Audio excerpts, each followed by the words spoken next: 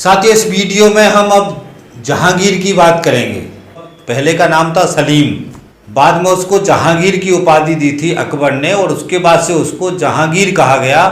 इतिहास में वो राजा जहांगीर के नाम से प्रसिद्ध हुआ। सलीम जो है अकबर का पुत्र था और इसकी माता का जो नाम था वो हरकाबाई था, जिसको जोधाबाई कहा गया। और सलीम का जन्म जो है 1569 में हुआ था, 69 में। अकबर ने बहुत लंबे समय तक शासन चलाया, तो ये सलीम भी उसके कारण से भी अकबर से चिढ़ता था कि शासन छोड़ नहीं रहा है, राजा बना हुआ है, मैं कब राजा बनूंगा। वो तो 14 साल में अकबर राजा बन गया था, जब ये 36 साल का था तब राजा बना, और अकबर 14 साल में राजा बन गया था। तो उससे भी ये सलीम चिढ़ता था और बार बार ये कोशिश करता था कि कब मेरे को मौका मिले। दूसरा चीज़ ये समझना चाहती कि इसने शादी विवाह पहले से किए थे, इसलिए इसके राजा बनते ही जो इसकी 5 बीवियां थीं, वो बीवियों के जो पुत्र थे वो पुत्र बड़े हो गए थे। तो इसके राजा बनते ही वो पुत्रों के को ये अभियान में भेजने लगा था। तो हमको ये ध्यान रखना है, ये बहुत प्रमुख, क्योंकि आगे जो हम चर्चा करेंगे उसमें इसके पुत्रों की चर्चा होगी, पुत्रों के विद्रोह की चर्चा होगी। तो इसके पुत्र बड़े हो गए थे जब ये राजा बना था, ये बात को हमको ध्यान रखना है थोड़ा सा। उसके बाद साथियों, इसको अनारकली से प्रेम हो गया था। अनारकली की और सलीम और अनारकली की कहानी इतिहास में काफ़ी फेमस है। ये अनारकली एक अफगानी नृत्यांगना थी जिससे इसको प्रेम हो गया था। बाद में जो है इसके अकबर ने उससे इसको अलग किया और उसको यहाँ से वापस भेज दिया। तो जब ये अफगानी थी तो वहाँ जाने के बाद में इसकी मृत्यु हो गई अनारकली की। राजा बनने के बाद इसने अनारकली का मकबरा बनवाया था। इसकी शादी इसने जो है 16 साल की उम्र में 1585 में पहली शादी की थी। और इसकी पहली बीवी का नाम था मानबाई। जो मानबाई थी ये भगवान दास की पुत्री थी, और इससे जो पुत्र हुआ था उसका नाम था खुसरो, जो सबसे बड़ा था। उसके बाद दूसरी शादी की इसने साथी मारवाड़ के जो राजा उदय सिंह थे, उनकी जो पुत्री थी उसके साथ इसने दूसरी शादी की, जिसका नाम था जगत गोसाई माता। वो इससे जो पुत्र हुआ उसका नाम था, बचपन का नाम था खुर्रम। बाद में उसको शाहजहां कहा गया। जो अगला राजा बनता है शाहजहां ही बनता है। तीसरी शादी की थी इसने रुखसाना बानो से, जिसका पुत्र हुआ था शहरयार। चौथी शादी की थी सलमा बानो से, जिसका पुत्र हुआ था परवेज। और 5वीं शादी की थी इसने नूरजहां से, जो विधवा थी, उसकी पहले से एक बच्ची थी। नूरजहां से शादी की थी इसने 1611 में, जब ये 42 साल का हो गया था। 42 साल की उम्र में इसने नूरजहां से शादी की थी। और नूरजहां की जो है एक ही पुत्री थी जिसका नाम था लाडली बेगम। वो इसकी पुत्री नहीं थी, वो जो पहले उसकी शादी हुई थी जिसके साथ में, जो इसका एक सेनापति जिसका नाम था अली कुली बेग। ये अली कुली बेग की पत्नी थी नूरजहां, और अली कुली बेग की बच्ची थी लाडली बेगम। 1607 में इसकी मृत्यु हो जाती है अली कुली बेग की लड़ाई के दौरान। और मृत्यु के बाद उसकी पत्नी को जब ये देखता है तो ये बहुत ही सुंदर थी, है ऊपर इसका दिल आ जाता है और उससे ये शादी कर लेता है। तो 5वीं जो बीवी इसकी नूरजहां थी। और आगे साथ एक चीज़ और ध्यान रखनी है, मैं यहीं बोल देता हूँ।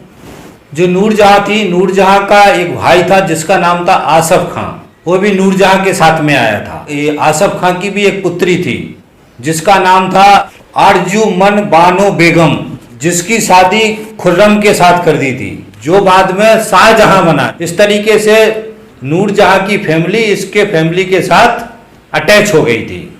इसके बाद साथियों, जो खुसरो था, खुसरो बड़ा था, 1606 में खुसरो भी विद्रोह कर देता है। और जो उस समय 5वें सिख गुरु थे जिनका नाम था अर्जुन देव, उस समय उनकी शरण में चला जाता है। उससे जहांगीर जो है नाराज हो जाता है। पहले जहांगीर का और खुसरो का युद्ध होता है। खुसरो को जो है लोग तैयार करके भड़का के उसके खिलाफ खड़ा कर देते हैं, जहांगीर के खिलाफ। तो जब खुसरो से युद्ध होता है जहांगीर का और उसमें खुसरो हार जाता है, तो इसको क्या लगता जहांगीर को इसको अर्जुन देव ने और इनने सारे लोगों ने चढ़ा के उसको तैयार करके भेजा था।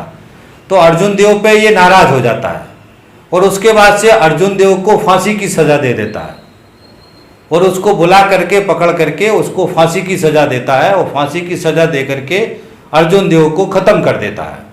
और उसके बाद से खुसरो को जो है कैद कर लिया जाता है, कैद करके उसको जेल में डाल देते हैं। बाद में जो है ये जो शाहजहां होता है, इसके कहने के आधार पर उसकी जेल में ही हत्या कर दी जाती है खुसरो की, और खुसरो की कहानी खत्म हो जाती है। जो दूसरा पुत्र होता खुर्रम,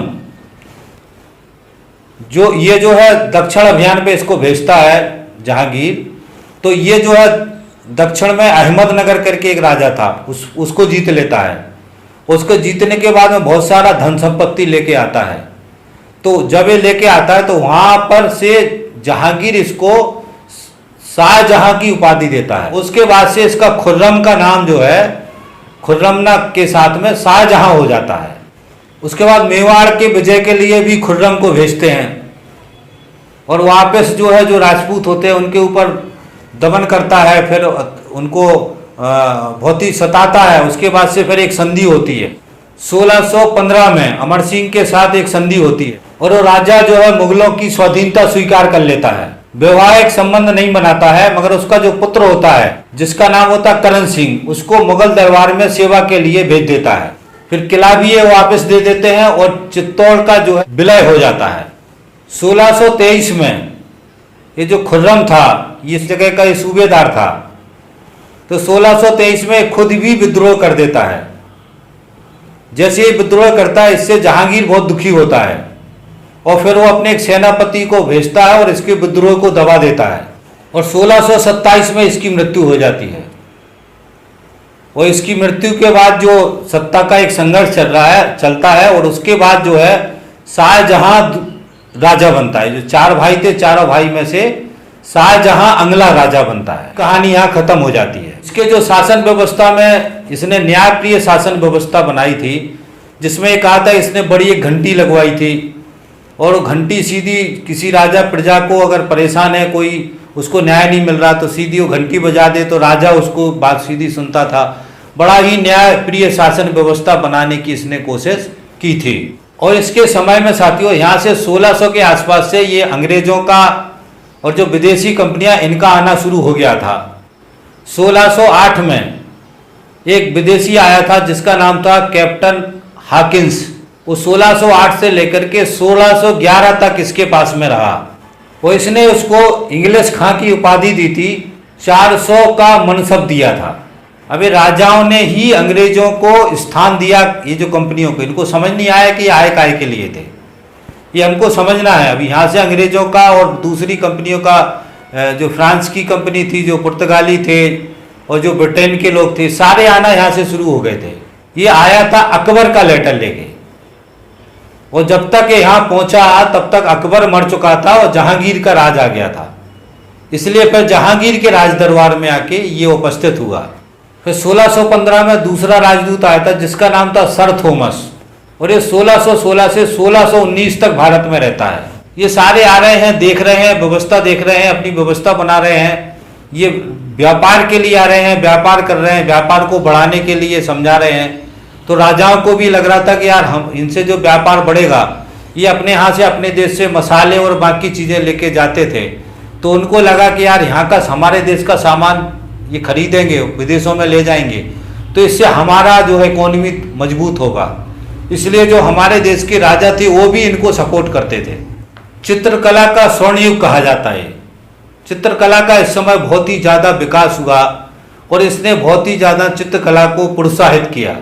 इसके समय में दो चित्रकारी थे जिनका नाम बहुत ही फेमस है। एक नादिर नाम का व्यक्ति था जो पक्षियों के चित्र बनाता था, बहुत ही फेमस था। दूसरा था अबुल हसन, ये किसी व्यक्ति विशेष के चित्र बनाता था। तो जो चित्रकारी है अभी भी हमारे जो बहुत सारे इनके जो भवन बने उसमें जो चित्रकारी है उसके चित्रकारी करने वाले ये दो प्रमुख चित्रकार थे। नूरजहां की याद में इसने एक भवन बनवाया था, इमाद उल दौला, ये आगरा में बनवाया था सफ़ेद संगमरमर से। ये ताजमहल नहीं है, ताजमहल के अलावा दूसरा था।